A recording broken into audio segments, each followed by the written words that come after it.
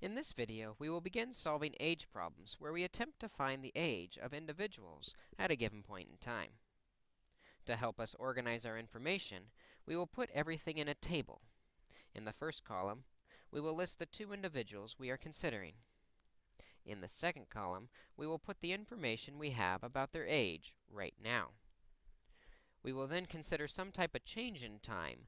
In the last column, we will add or subtract the amount of change occurring. Once we have the table filled in, we will consider an equation for either the past or the future. This equation, combined with the table, will allow us to answer the questions. Let's consider an example where we can see this work out. Here, we see that we are comparing two people. We are comparing Sue and Brian. Right now, we see that Sue is 5 years younger than Brian. This tells us nothing about Brian, so he will be our variable. Sue is 5 years younger. To show 5 years younger than x, we simply have to subtract 5 from x. Next, we are told in 7 years. This moves us 7 years in the future. This means we have to add 7 to the Sue cell and the Brian cell. X minus 5 plus 7 will give us x plus 2. When we add 7 to Brian's cell, we simply get x plus 7. Now, we can consider the rest of the sentence. The sum of their ages is 49.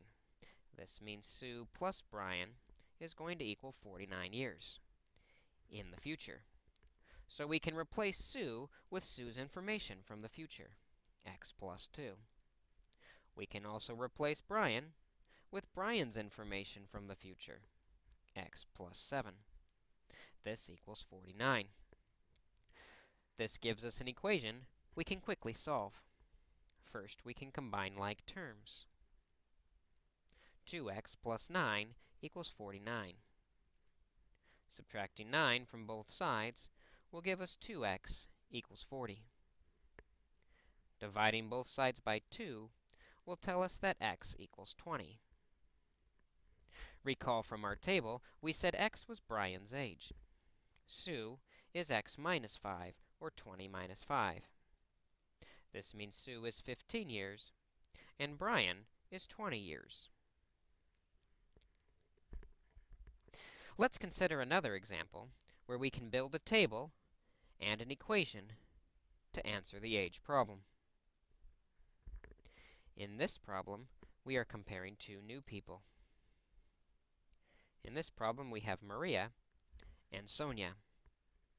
What we know about their age right now is that Maria is 10 years older than Sonia. This tells us nothing about Sonia, so she is our variable.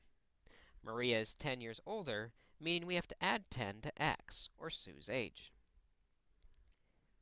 The next part of our sentence tells us the change in time. 8 years ago, we must subtract 8 from both cells, giving us x plus 2 and x minus 8 for Maria and Sue's age. The rest of the sentence will give us our equation. Maria was, or equals, 3 times Sonia's age. Again, we can replace Maria with the Maria information from the past, x plus 2. Equals 3 times Sonia's age in the past was x minus 8. This now gives us an equation we can quickly solve to answer the problem.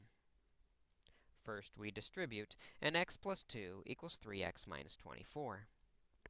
Move the variable to one side by subtracting x gives us 2 equals 2x minus 24.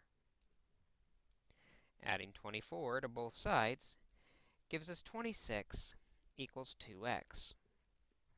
Finally, dividing both sides by 2 tells us that x equals 13.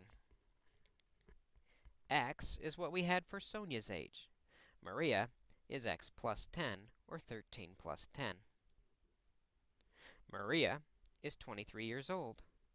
Sonia is 13 years old. And that completes our problem. By setting up our table with the given information, the amount of change that occurs in an equation for the future or past, we can quickly solve an age problem.